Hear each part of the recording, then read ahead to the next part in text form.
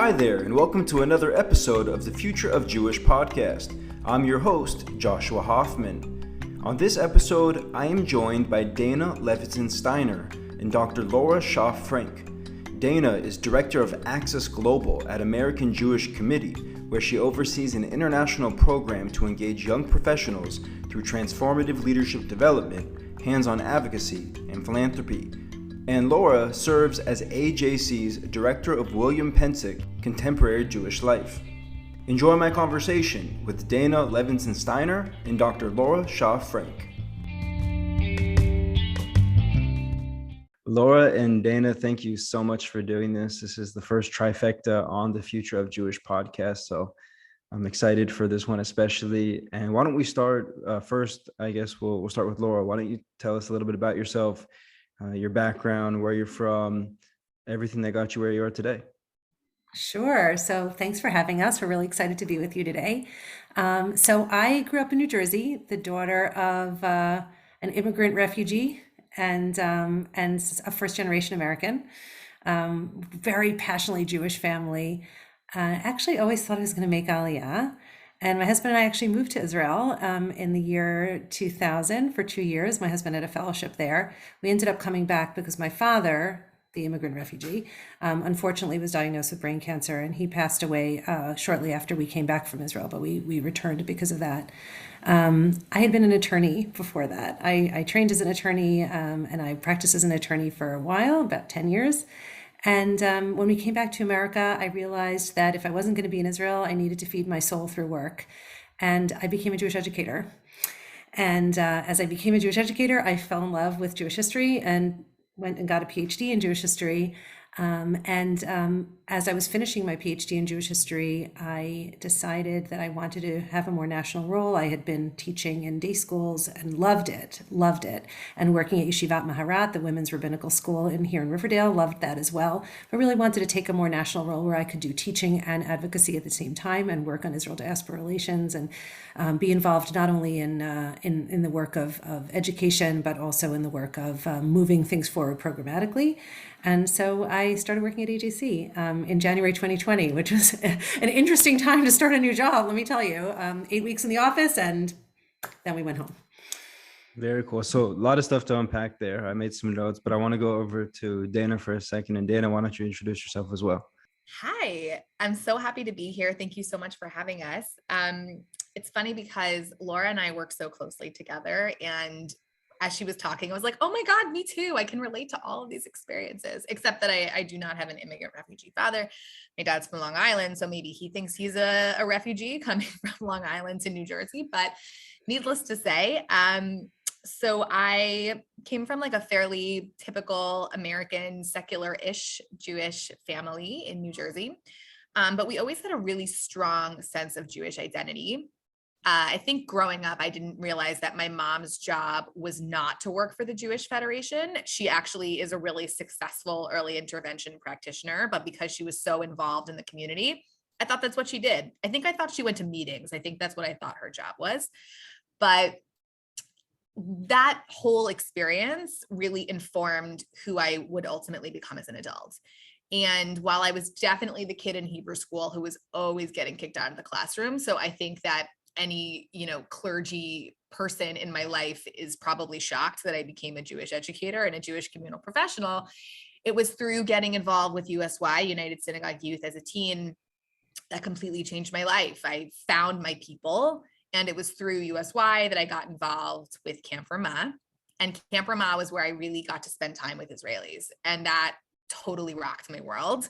Talk about meeting your people. I met Israelis and I was like, oh my God, we're the same. Like, I love you. I love your sense of total vulnerability and awesomeness and stubbornness and just like chutzpahdik. And I love it so much. And it was really through camp that I got to find my soul and find who I was as a person.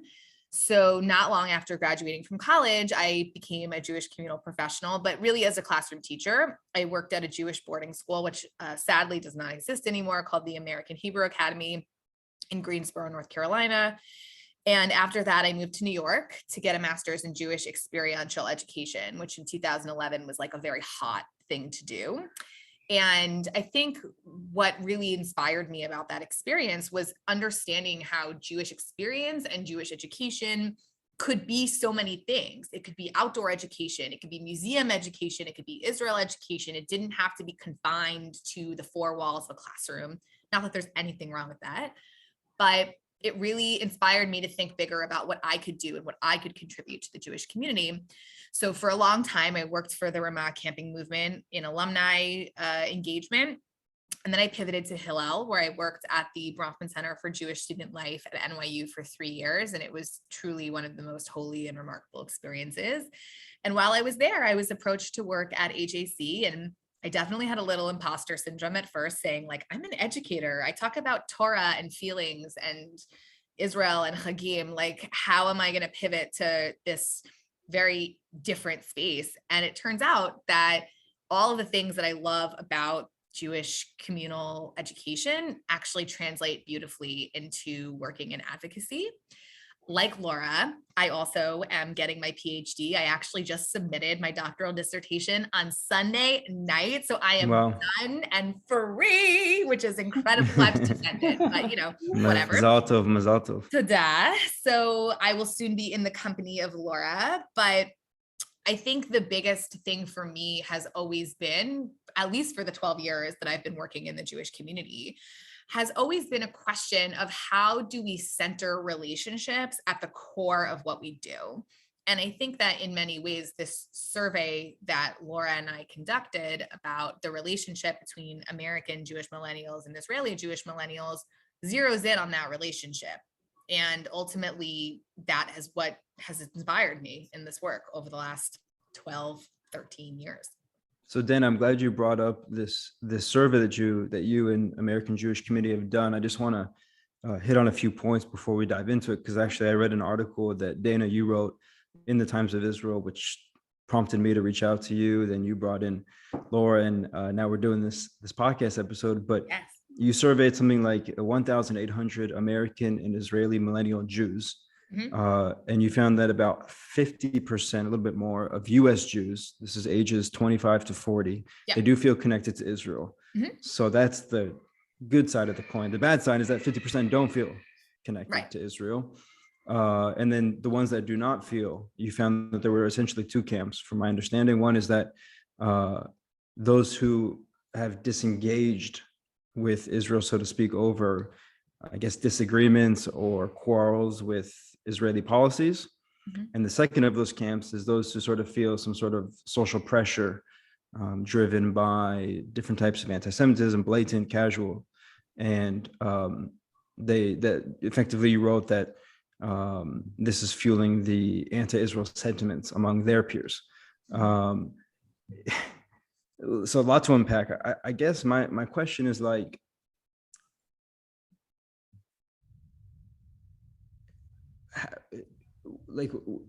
where do we go from here? Because to me, it just feels very weird that like people would say that they feel disengaged from a country that they are supposed to have some kind of a connection to over policies. I mean, the Supreme Court in the United States is about to overturn, it seems, Roe versus Wade. So does that mean all the people that disagree with that potential decision are going to, quote unquote, disengage from America? Like, that's where I don't really understand. I mean, if anything, I feel that when you don't agree with somebody or something, that the strategy is to actually engage, to ask why. Where are you coming from? What is what's fueling these policies? What's fueling what's the whole story? Not what's the 30-second video that I saw on Instagram or the 2-minute clip that I saw on Vice.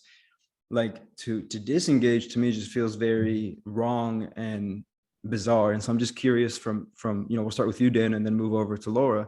Like, what are the takeaways? What are some of the things that you're seeing and feeling on the ground? It's a great question. And if we had all the time in the world, I'm not even sure we'd be able to put a dent in it. But what I will say is this. I think for the American Jewish community that is feeling this sense of disconnectedness, either because of policy, because of what they see as perhaps a rightward leaning of Israeli policy, what they perhaps see as a stalemate between Israel and Palestinians, whatever they see, or they find some certain level of offense with what has been happening, at the policy level. I think the reality is that for many American Jews, they don't live in Israel. So it's so much easier to disengage. It's like, this isn't my problem. I'm annoyed. I'm pissed off. This doesn't speak to me. So the easiest thing to do is say, I'm out. Like, I'm finished. Whereas as American Jews, these policies that happen within our community affect us, whether it's reproductive rights, whether it's any number of other issues that may immediately have an impact on their day-to-day life. Those are things they can't necessarily disengage from. So I think that on some levels, it's so easy for American Jews to opt out of the experience of connecting to Israel or advocating for Israel because they can put it out of sight and out of mind. It doesn't need to be a part of their day-to-day life. I think something that has emerged in our findings is that for many Jews who, by the way, may not have Israel at the center of their lives, Israel is becoming more of a part of their lives because of the way in which the interchangeability of being Jewish and individuals placing blame on Jews for what Israel does is having an impact on the day-to-day life of American Jews. I think that is a very real experience, and our survey certainly indicated that. We see there are synagogues that are defaced with vandalism that have nothing to do with Jewish life or Jewish experience. And, the equation of placing blame on American Jews for what Israel's democratically elected government chooses to do is just pure and simple anti-Semitism. And in that way, we see that the day-to-day actions of what happens in Israel actually are having an impact on American Jews, whether they opt out or not. And I think that that is a really interesting challenge and also an opportunity, I think, in terms of engaging in conversations with our Israeli counterparts about what we do in that particular situation. So, that's a particularly interesting observation that we learned from our survey results. I want to talk about sort of the relationship between Israel and American Jews in a second, but I want to go over to Laura, and I want to talk to you specifically, Laura, about the anti-Semitic aspect of sort of these findings that American Jewish community has come up with based on the survey. Laura, in your estimation, I mean, I know you shared with me a few minutes before we went on air here that you have some, actually a lot of experience in what works to quote unquote fight anti-Semitism and what doesn't. In your estimation, Laura, is this a situation where anti-Semitism is feeling sort of this wedge in the center of those who do and don't support Israel in the United States among millennials? Or do you feel that it's not really connected to anti-Semitism and that anti-Semitism is just sort of enlivening it, if you will? I think the answer is both. It's a really good question. So I wanted to add to what Dana was saying before. I think that it's important to understand that what we found in our study kind of is something that we kind of knew before, which is there are Jews who are very committed to Israel, who are troubled by Israel. And you may have heard of Daniel Hartman from the Hartman Institute, who calls those Jews the troubled committed, right? So we found those Jews who evince enormous attachment to Israel and at the same time are troubled by some of the actions of the Israeli government. So we have that group. And then we also have the troubled uncommitted, those who lack attachment to Israel and who are also troubled by the Israeli government policies, whether they lack attachment to Israel because they weren't immersed in a Jewish community growing up. Maybe they have Jewish parents, but they didn't get a good Jewish education. They weren't part of a Jewish community. They sort of lack the touch points that give people connection to Jewish life. And then, of course, there are the untroubled, uncommitted, who are opted out. And Dana kind of spoke about those people a little bit, the people that don't really care about Israel and aren't really troubled by the actions of the Israeli government because they're just disconnected entirely. And the American Jewish community is a really complicated place in all of these ways. So I think that the role that anti-Semitism plays is complicated. I think that, I'll speak as a mother of college age, graduate school age, and high school kids. It is deeply, deeply affecting to my children who do feel deep attachment to Israel. My mother's twin sister made Aliyah 50 something years ago, and we have lots of cousins in Israel to whom we're very attached. My kids have been many times. One of my kids is there now for 2 years, gap year program, and he was actually born in Jerusalem. So we have a deep attachment to Israel, and I see my kids are so anxious. In fact, I'll just tell you this, it just happened this morning. My son, who's in 11th grade at the Heschel School, which is a Jewish day school here in Manhattan, he came downstairs this morning and he said, Ima, I had the most awful dream last night. And I said, what? And he said, I dreamt that that I was being attacked by anti-Israel activists, and they were throwing things at us. And I was so scared. And I was like, oh my God, like this has actually gone into my child's dreams. So I think that the anti-Semitism is impacting those who are deeply committed to Israel and making them anxious and scared and nervous, and perhaps nervous in ways like not displaying who they are as Jews in the public arena, perhaps second guessing or third guessing what they post on social media, perhaps second or third guessing the kind of communities they want to affiliate with.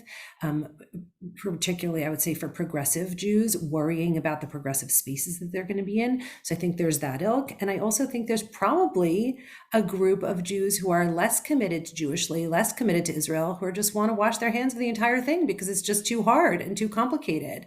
And they don't want to get involved, or they don't know anything at all. And what they're seeing in the public sphere is that Israel is, the most evil empire in the entire history of the world, which is ridiculous, of course, but that's what they're seeing. And so they're, they just opt out entirely as well. So I think it's the anti-Semitism is a very, very complicated picture. Definitely. I want to come back to you, Dana, because I have a very hard time understanding how certain countries' policies, specific policies, we're not talking about like widespread, 100% of Israeli policies. We're talking about a few policies here and there that people don't agree with, how that can affect an entire relationship that you have with a country or lack thereof. I guess maybe it's a lack of exposure, lack of knowledge, lack of different levels of engagement. And I think you sort of specialize in engaging with young professionals, these sort of millennials. Like, why is things like the settlements or certain aspects of the Israeli-Palestinian conflict, among other issues, why are these things, in my opinion, blown out of proportion and therefore sort of washed with the entire relationship that you think young Jews around the world, especially in America, have with the state of Israel? So I think it's interesting. I think the people who were never engaged will remove them. We'll talk more about the troubled committed, because I actually think that is an important demographic to speak about. And I'll say this. I grew up, I'm 34 and a half, and I grew up in a time in which there was a very classic Zionist paradigm of Jewish education. Like, it was pretty straightforward in that, Israel was a miracle, which it is, but, Israel was a miracle. We are sort of us and theming the situation with either Palestinians or any of Israel's neighbors. And it was a relatively rosy colored experience of Israeli history. I don't need to tell you, That did not bode well for a number of people in my age group who frankly feel betrayed. They feel lied to, they feel betrayed, that the nuances of what is going on in Israeli society, both internally within Israeli society, because let's be honest, Israeli society, Israeli government is not perfect, but also what is happening vis-a-vis the Palestinians, other minorities within Israeli society. There is a sense of betrayal, and that sense of betrayal is by who though? Who's betraying them? Just so I'm clear. So I think the institutions that raise them, right? Like for a lot of people, the most formative experiences of their lives that made them Jews, school, summer camp, youth movements, gap year programs, all these different experiences that, for the most part, follow a relatively similar formula. In the sense of creating that sense of connection to Israel, there was also a real formulaic hasbara that really existed in like the early aughts and really carried on through most of the early to mid 2010s. And a lot of people in the American Jewish community point to Tzuk Eitan, the War of 2014, as being a watershed moment in this relationship between young American Jews and their feelings to Israel. And that can best be sort of broken down by the fact that it was one of the first social media wars. Like the second Lebanon war was 2006. People didn't have smartphones. It was a very different experience. Really, 2014 was the social media war. And also the outsized casualties on the Palestinian side presented numbers of Jews in the American Jewish community who value social justice as a real tragedy. And it was. It absolutely was. And also created a sense of challenge about how American Jews felt the outsized casualty was disproportionate to not Israeli loss, but just the loss of Palestinian lives. And that presented a challenge for those who place, certain values at their core. I think also there was a sense that there was not enough education on their own part about what precipitated some of these engagements, what precipitates or what the experience is for Palestinians living in Gaza and the West Bank, et cetera, et cetera. And once that began to unravel, it created a real movement around feeling this sense of betrayal from the institutions that raised them, from the institutions that had a responsibility to educate them about Israel, both in its modern and historic context.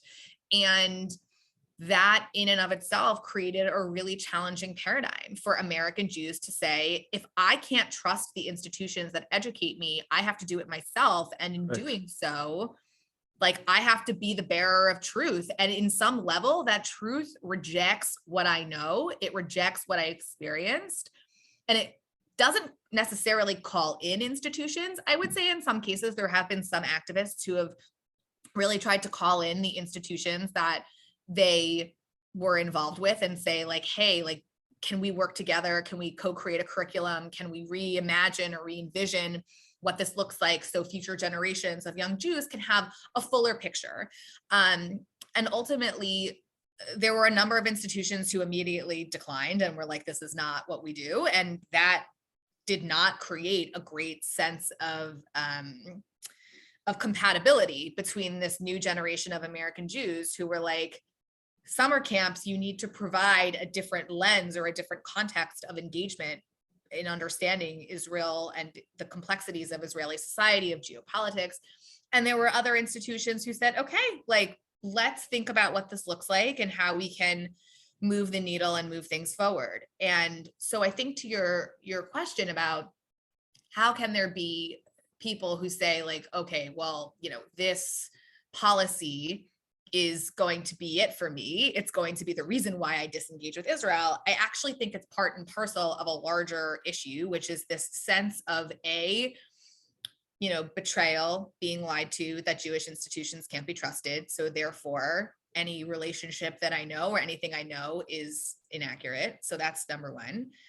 Number two is this sense that if justice means something, then I can't compartmentalize certain justices that I fight for here in the States. Yeah, but yeah, I'm sorry. I mean, I would say loud and clear as an American myself that, justice, there's not one definition for justice in the world. Okay. Different cultures have different definitions. Okay. The US has a certain definition of justice, which might be in line with us other so-called Western countries. And for example, Middle Eastern states have different definitions of justice, as does China, as does Venezuela, as does North Korea, as does Brazil. so on and so forth. Americans, and I'll be loud and clear, get one thing wrong. The world doesn't work according to America. That's one thing I learned when I moved to Israel. So your sort of, view of justice, while it's nice in the United States, for example, I think is completely misguided when you apply it to, in this case, the Israeli-Palestinian conflict. And doesn't mean, by the way, that American justice is better or worse than other versions of justice. It's one version of justice, and there's many versions in the world of justice. I think that's, to me, I read something recently that says, the problem that people have with Israel is not what Israel does, it's what Israel is. And Israel is not the same level of democracy as the United States. And yet when we judge it according to that, of course, it's going to fall short. But if you realize, no, Israel is a Jewish democracy, not a democratic Jewish state. I think there's a clear nuance there. Then all of a sudden, and then you have to learn about what is a Jewish state? Like, what is that? What does that mean? What is the history of that? What is the precedent for that? What is the history of the Jewish people in general, which I think most of these people that we're talking about don't have any clue, including my former self, about the history of the Jewish people. And I think that's where it becomes like you're judging a football player on basketball. And to me, it's just very misguided. I think it's interesting. Sorry, Laura, I'll just add one quick frame, and I really want to turn it over to you because and you have a lot of good things to say, which is that, the current status of social justice movements is to apply lenses, and the lens that currently is being applied in the States is being applied in contexts where it doesn't quite fit.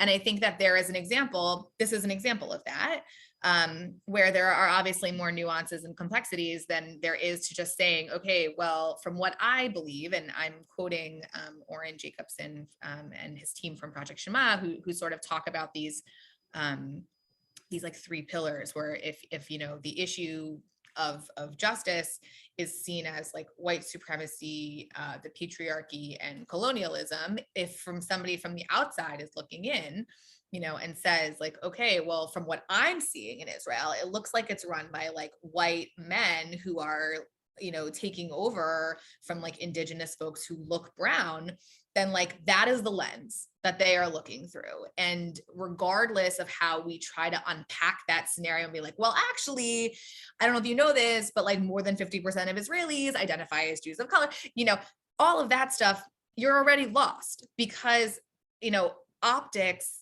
and the lenses that are applied in terms of justice are immediately at the gate, like create that barrier to entry. The other thing I'll also just say, frankly, is that like, yeah, there are challenges within Israel. Like there are definite issues within the way in which Palestinians and Israelis engage. There are definitely issues of religious equality. There are a lot of issues that exist within Israeli society, but that doesn't make me not a Zionist. It makes me say like, okay, like what do we do and how do we engage in this particular issue? But going back to the original point, like if we're talking about lenses, this particular lens is one that it's blurry. It's like when you're at the doctor and they're like 1 or 2 and you put over the lens, like when you put on the lens of that particular frame of social justice, my opinion is that it's always going to be blurry when you apply it to the Israel lens. But for other people, they might say, no, it's extremely clear to me. This is how it works. And this is how I'm going to engage. So Laura, I definitely want to turn it to you because you're I'd love to speak about this. Yeah, for sure. Go for it, Laura. So I want to say a couple things. First of all, I was the Israel educator who came in right as Dana's generation was already out of school and was faced with sort of changing the way that we educated about Israel, which we did.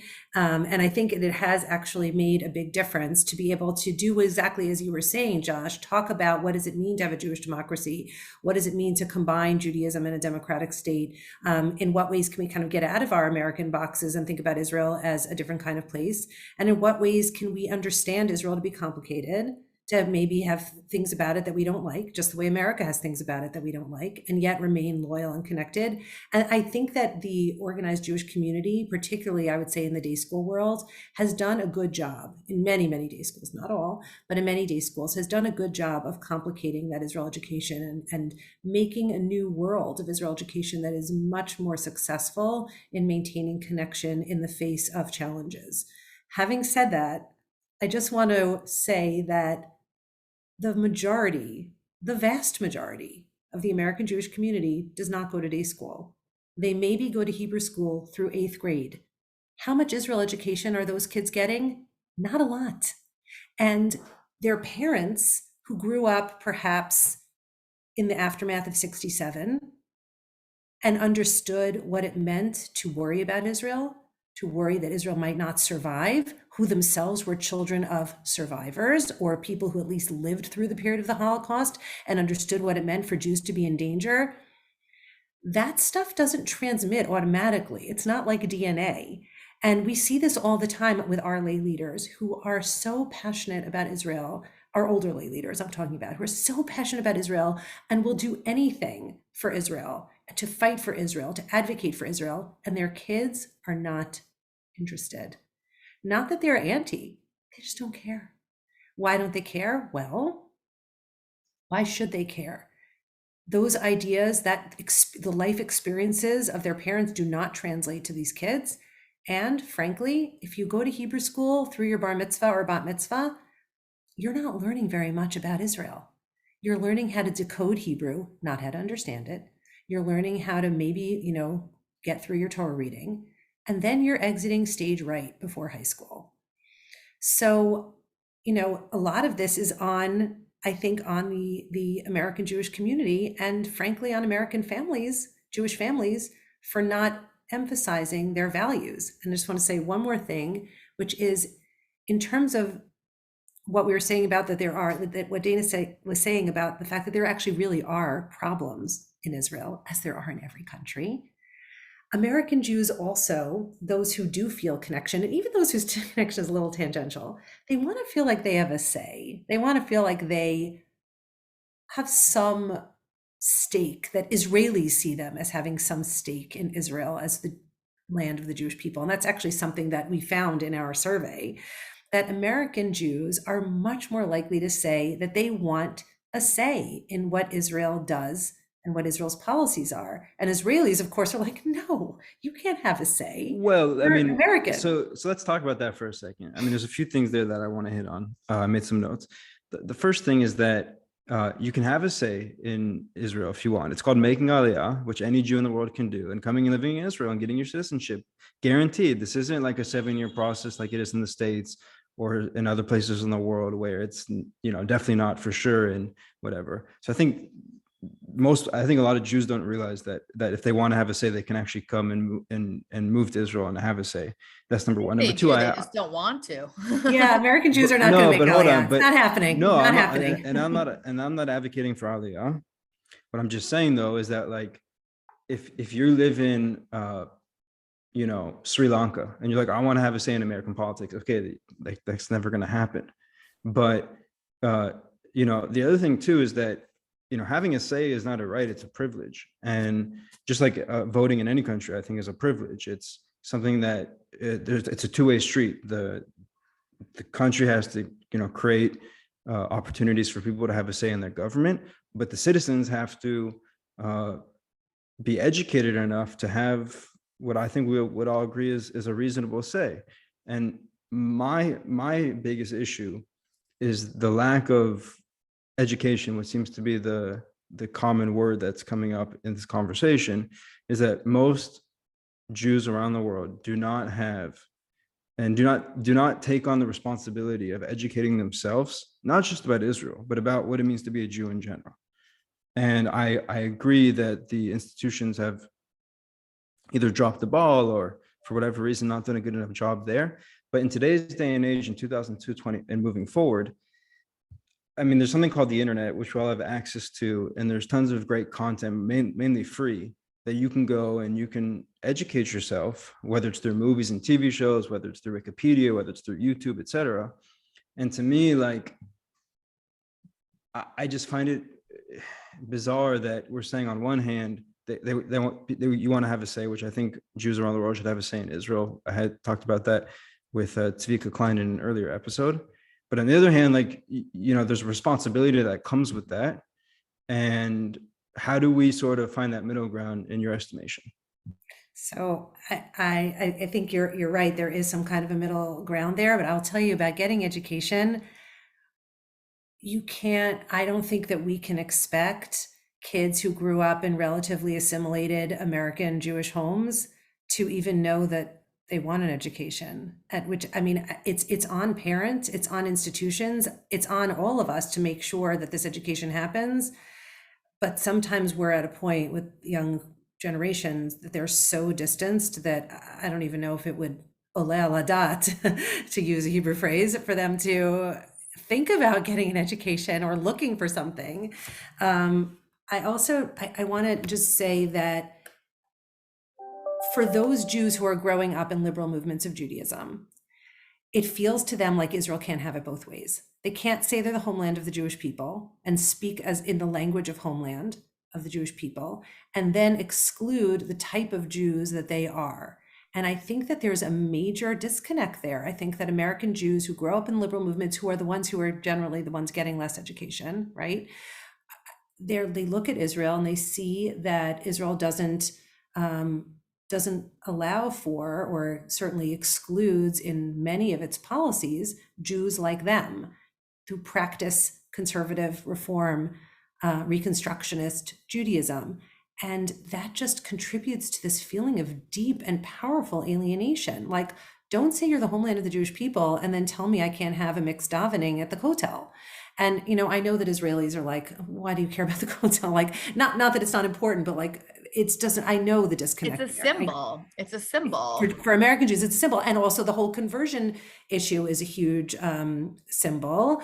The fact that you can be Jewish under the law of return, but not Jewish enough to get married in the state of Israel, that rankles a lot for American Jews. And interestingly, I think that we found, Dana, you'll correct me if I'm wrong, in our survey, that the policy that American Jews most wanted to weigh in on with respect to Israel were religious policies. Yeah. But this is what I don't understand. If you're so concerned about the policies of Israel, then come and become a citizen and vote. If you're so concerned. Now, I'm not saying. But that doesn't work because, I mean, the reason that doesn't work is because if Israel is saying it's the homeland for the Jewish people, right, then it's the homeland for the Jewish people. And Israeli leaders say those kinds of things all the time. Right. And I also wanted to say one other thing, which is, in our survey, we asked whether Jews in Israel and in the diaspora think that diaspora Judaism is important. The diaspora Jewish community, the health of the diaspora Jewish community is important. And overwhelmingly, in incredibly high percentages, I don't know if you can pull them up, Dana, I can pull them up in a second. It's like 80 and 90%. It's enormous. It's a huge percentage. Said that the diaspora Jewish community is critical for the survival of the Jewish people. And I firmly believe that as well. By the way, both sides also said in incredibly high numbers that the survival of Israel is critical to the survival of the Jewish people. I think that we have an understanding that the Jewish people we're not all moving to Israel, and that the diaspora can do wonderful things for Israel and be supportive to Israel, and also just be a different version of the Jewish future that can help us bring the most vibrant Jewish future that we can. So I don't think the solution is saying that American Jews should make Aliyah. No, that's not what I'm saying. I want to be clear. First of all, I don't like the idea of saying Jewish homeland. I think we should call it the Jewish capital, meaning there's, like every country in the world, there's a capital and there's life in the capital, life outside the capital. That's the way that I personally look at Israel. It's the Jewish capital. Not everyone has to live in the Jewish capital. But in this case, I just find it hard to, like, is there any other country in the world where you can not be a citizen of that country and have a say in their policy? Like, help me understand that thing too, right? Like, if we say we're all part of the same mishpacha, we're all part of Klal Yisrael, then that's an invitation, and not necessarily an invitation to make Aliyah, but it's an invitation. Like, for example, we look at things like the World Zionist Congress, right? We have the World Zionist Congress, of which we have all of these different parties that get to weigh in on issues not only concerning Israel, but concerning the diaspora. So you have thousands of Jews from around the world who come to the World Zionist Congress and they weigh in on all these different things. You have all these different slates. Like, that in and of itself sets a precedent that Jews around the world get to decide what happens in Israel, because that's quite literally what the World Zionist Congress is. And the World Zionist Congress receives funding from the Jewish Agency and other government entities in Israel. So that invites Jews from the United States and elsewhere to be like, absolutely, I have a say of what happens in Israel. You're inviting me into that conversation. So it's very complicated if the messaging is like, okay, like, you need to help weigh in on issues concerning religious identity, concerning whether X, Y, and Z things should be happening, and also don't weigh in on my policies unless you move here. I think the other piece that's also really challenging is that ultimately, at the end of the day, the American government is providing tremendous amount of financial dollars investing in Israel, taxpayer dollars, whether it's for security or other things. So American Jews very likely might say, like, yeah, I very much have a say in what happens in Israel. My taxpayer dollars are going to replenish funding for Iron Dome, which is necessary. There is no question that that is a necessary entity.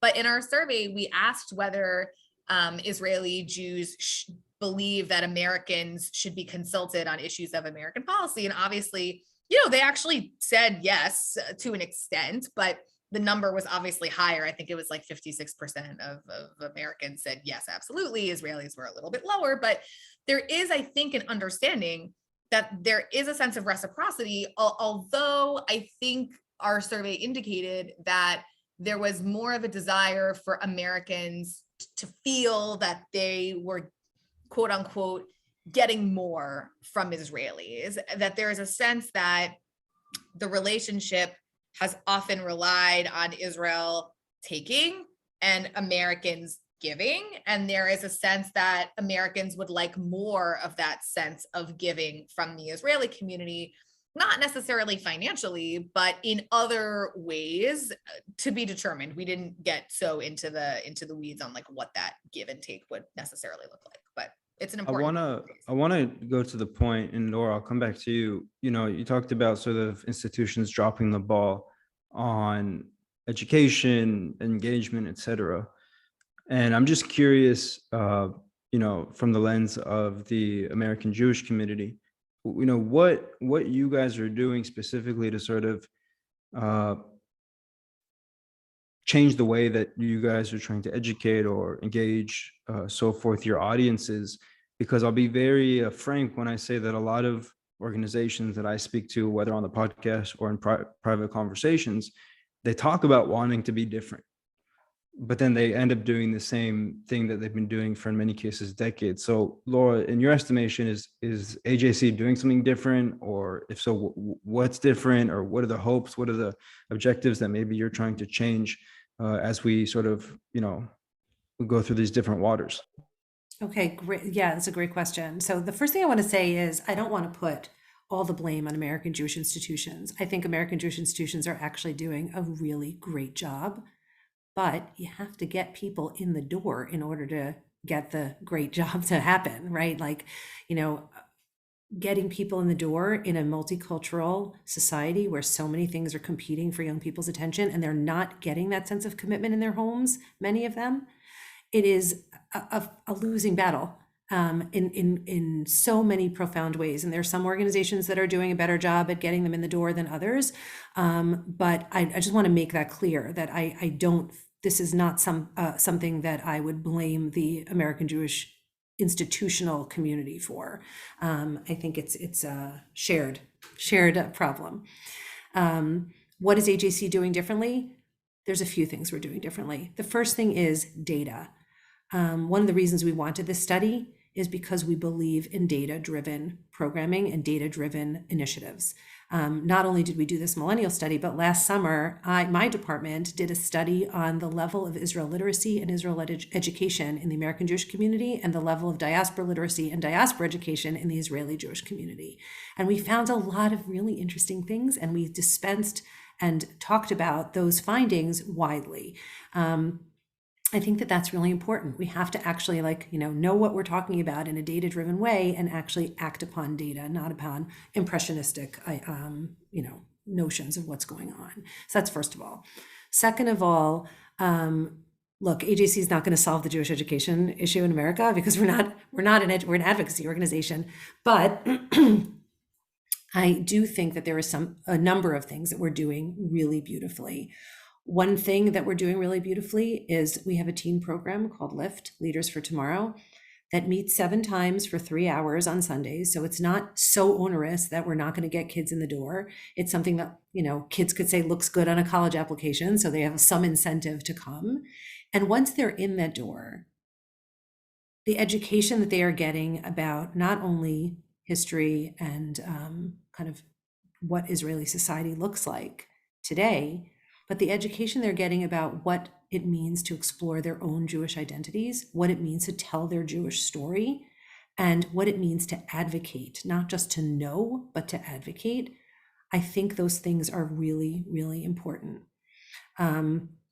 We also recently, we want to elevate young voices, and I'm going to let Dana talk more about this because that's really her department, but taking young voices and centering them in the conversation is critically important. So we just recently had an incubator on disrupting anti-Semitism, and we called it Disrupt Anti-Semitism. We got applications from I don't even know, Dana, you might know how many groups we got. It was a lot. It was like well over 100. Yeah, and we chose a few to invest in who had creative solutions and innovative solutions to fighting anti-Semitism. And these are young Jews who are energized and have fresh takes on things and fresh looks. I think elevating those young voices and centering young voices is really important. And Dana, I think you should just talk about access in general because... well, I love you. I mean, yeah. So access, everything, retweet everything Laura just said. But access is the young professional division of AJC, and we do incredible work, not to toot our own horn, but we do. I think one of the things that also really distinguishes access is that we have a very robust Access Israel group, and they're not Olim. Like there's a few, but it's really mostly like Sabras, which I think is really powerful, that says, okay, these are Israelis who are concerned about issues of global Jewry. They want to be a part of the solution instead of just, like poo-pooing from afar. And they do really incredible things with us. And, I think the thing that's most powerful that AJC is doing / did is that we're the only people who put out this survey that focused on young people and focused on both of them. We didn't just say, we want to talk about Americans. We are the American Jewish Committee. We are centered here. But we said, in order to examine the problem holistically or to examine the issue holistically, we need to hear Israeli voices. And I think the most compelling part, and I don't remember if I put this in the op-ed, I don't think I did, is that this survey was created by our access leaders, our young Israelis and our young Americans. Like they created the questions and we worked with the appropriate channels to make it happen. They have been the best example of the lay partner relationship that you could possibly think of, because they're the ones who really pushed it out the door. It was their ideas, their concerns, their questions that really generated movement. So yesterday we had a follow-up meeting with this group of people and started to parse out, okay, here's what we know. Here's the diagnosis. What's the prescription? And we started to begin having these really interesting conversations about how we move this information with what we know to what we can do. And there were a number of different elements that came up, but I would say one of the most interesting elements is talking about just general perceptions of Israeli society, in that most people just like don't know what Israelis are or what they do or what their concerns are and what they care about. And the reality is like most Israelis are like, hello, Tel Aviv is the most expensive city in the world. This is awful. And they're not always thinking about life in the view of the conflict all the time. They're human beings who love and laugh and fight and do all of the things that we all do, but the world has placed a very myopic lens on how we view Israeli society. So one of the things that we've been talking about in Access is like, okay, well, how do we unpack that? How do we, and by the way, television and movies has not done Israelis so many favors recently. I think we were talking about this yesterday, which is that there are sort of like two narratives, which is either like Haredim, who are like escaping from the clutches of ultra-Orthodox society, or it's like Svengali swindler type people, like in the Tinder swindler and what we saw in WeWork. Or there's also that everybody's in the Mossad. And there are a lot of people in between those three archetypes. And it's really crucial for us to unpack what those archetypes are, so that way the general population can humanize, can empathize, can understand that Israel has so much more to it than just these like binary characters that are so ineffective at telling the full Israeli story. So there's a lot for us that we know.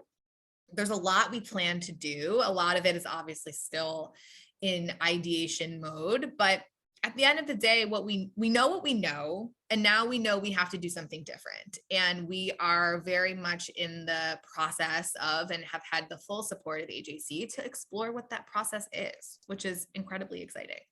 That is exciting.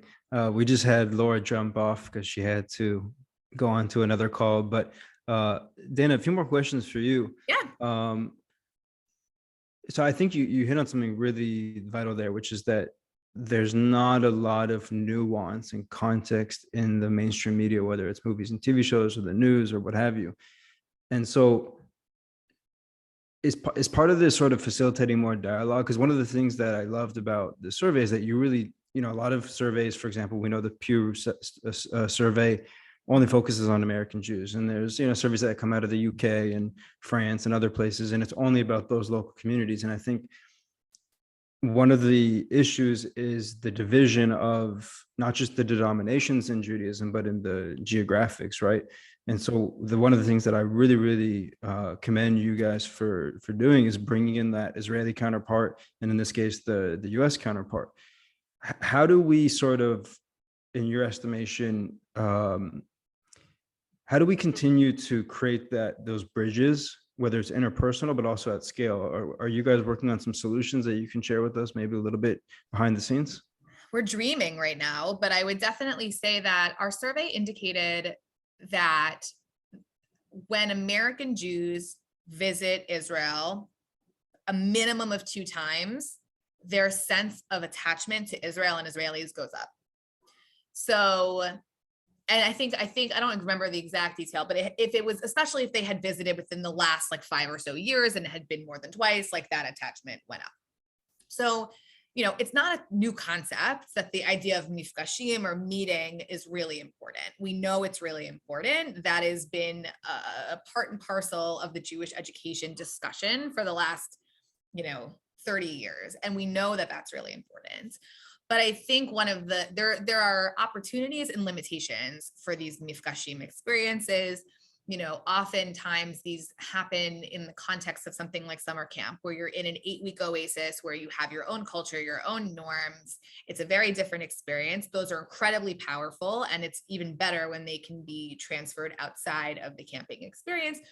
But there are certainly other ways to examine how meeting can be used as a tool for dialogue and further relationship building. I think that naturally there's a lot of emphasis on bringing Americans to Israel, programs like Birthright, other opportunities, because there's a sense of wanting to connect Americans to the land and the people. But there's certainly greater opportunity to bring Israelis to America and to unpack that whole dynamic, because I really think that most Israelis would be quite surprised when they really see the complexity of American Jewish life, and also understanding the choices that a lot of American Jews have to make to be Jewish here versus the sort of just underlying pervasive nature of Jewish experience and identity in Israel, which even if you like actively choose to be Chiloni or secular in Israel, it's still there. Like it's still a presence no matter what you do. That doesn't exist here. You have to make a conscious effort to choose to be Jewish, and the varying degrees unto which you do it is completely on you and your family and the community of which you choose to be a part of. So I think there's a lot to be said about creating more opportunity in which there is like a fluidity of bringing Americans and Israelis together in both spaces. I think that's very powerful. I think we also talk about Israel and the diaspora interchangeably. In my context, we're really talking about American Jews, because the reality is, for a number of other diaspora communities around the world, their relationship with Israel is very different. And it would be disingenuous of us and disingenuous of me to make claims about how like French Jews feel about Israel. It's much more, I can only speak to what the survey indicates and what my own experience as a millennial Jewish person feels and thinks could be helpful. But in terms of the behind the scenes stuff, I'll say stay tuned. We're doing quite a bit of dreaming at the moment. That's amazing. First of all, you made some really interesting points there. I think, going back to how you sort of started the podcast, where you talked about how you met Israelis for the first time. And my feeling is that, I had a very similar experience when I came on Birthright and sort of met Israelis for the first time, which is weird, even though I grew up in LA, which has one of the biggest Israeli populations outside of Israel in the world. But I think, so how do we facilitate more Israeli and not just non-Israeli Jews, but I think people in the world in general, right? I think especially you hear about like these Israelis that do the army and then they go travel around the world for months, if not years. And I think people, they meet Israelis and they're like, they're just, first of all, they're regular people. Number one, they're not like you said, Mossad or super religious or whatever.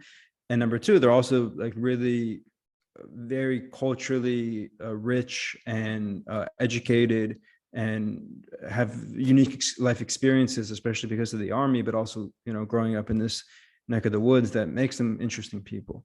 That's really interesting. The second thing that's interesting is what you brought up about people that come to Israel, especially Jews, 2 or more times, have that attachment. And I think one of the things that you and I should talk about, as they would call it in a sidebar, is like, how do you digitalize that experience, right? Because the fact of the matter is that people can come to Israel multiple times and will come to Israel in many cases multiple times in their lifetime.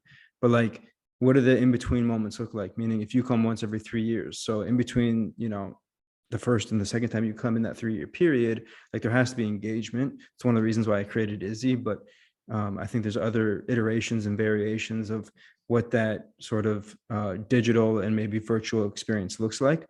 Totally. And I think also, I'm curious, you mentioned Birthright, we talked about authenticity and how sort of there's been a huge gap in between what certain Jews have been raised to think about Israel and to know about Israel versus, the reality sort of what it is today, or what it's always been and it was never, shown. Birthright, I think, I had Robert Aronson on the podcast, who used to be the president of the Birthright Israel Foundation. And he said himself, it's a very inauthentic experience. So I guess last question for you, like, how do we create more authentic experiences going both ways, right? Having Israelis go out to the world and bring their Israeliness with them and share it with as many people as possible. And then having people, especially from the United States, come to Israel or engage with Israel from afar in a very authentic and real way. Yeah, it's a really good question.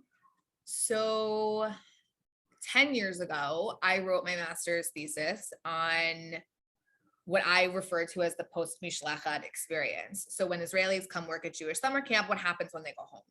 And the answer is usually not a whole lot, because, they've had this experience and it's amazing and there's camp reunions, but like, unless they come back to camp or unless they maintain relationship with their American counterparts, like there isn't really like a system in place. So I remember asking myself similar questions, which is how do we facilitate authentic experiences between Americans and Israelis?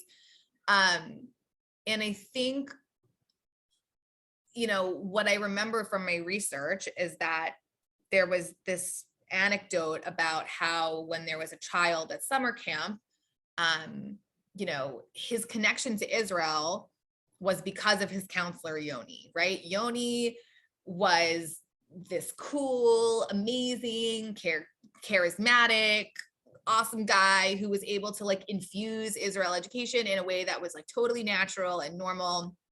And for this camper, Yoni was Israel. And I think that's kind of what needs to happen, is that like, I'm not suggesting that all Israelis like have the burden of, embodying the modern state and all of its accompanying challenges. However, I do think that the way to experience Israel is through the people. And Birthright is an amazing program. It has transformed so many people's lives, both Israeli and American. So I in no way am diminishing that value. But it does sort of hit all of like the greatest hits of Israel. It's like, you're going to Masada, you're going to the Kotel, you're going to the Dead Sea. Like, there's only so much that you can do in 10 days. And a lot of what makes Birthright so impactful is all of the side conversations that are happening on the bus when you're out in the shuk, or when you're doing whatever. It's those little moments that are authentic and organic. But I think something that can be really powerful is like, I know it's not as glam as, going out in Tel Aviv, but like, what does it look like when you go stay with Israelis at their moshav? Like, what does it look like when you experience Israeli life in a way that is how Israelis experience it? Whether that means like going to school with them, whether it means chilling on their moshav, whether it means going to concerts with them, going to like Midburn or some of these other experiences. And I would say vice versa. But I also would say generally that there aren't so many American opportunities that parallel the birthright experience for Israelis in America. There have certainly been attempts by a number of people in the Jewish community to mirror that, but I don't think I've seen anything that has had any like sustainable legs. But I think that utilizing this framework of like Yoni is Israel is a really powerful frame, in that for me, like my Israeli friends were Israel. That is how I will always define my experience every time I'm there, and I'm there all the time, is that I feel a sense of closeness and connectedness and enchantment and frustration, all because of the experiences that I have through living with and through my friends. And my friends from camp who I met in 2005 are still my best friends to this very day. When I go in a week for an Access Israel mission to Morocco and Israel, where we're going to be building on the Abraham Accords, which is incredibly exciting. We're bringing Americans and Israelis and Moroccans together to both countries. It's going to be fantastic.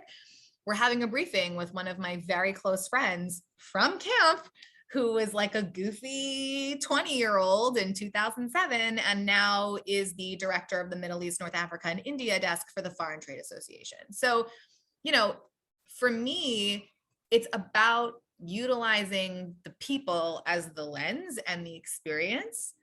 And I think that when there is too much of a focus on the land, when there's too much of a focus on what's in it and not who is in it, that detracts from the experience. And we know that interpersonal relationships are the core to anything. Changing hearts and minds begins with conversation and dialogue and knowing people. And unless we utilize that framework, it's just not going to be successful. So everything that I'm hoping to do vis-a-vis, advocacy, policy, anything having to do with the US-Israel relationship will always put people at the center, which is how I started this conversation. It's very full circle. So Beautiful. Wow, that was really a great place to leave off. Thank you so much, thank Dana, you, for your Josh. time. This was awesome. Yeah, this was very fun.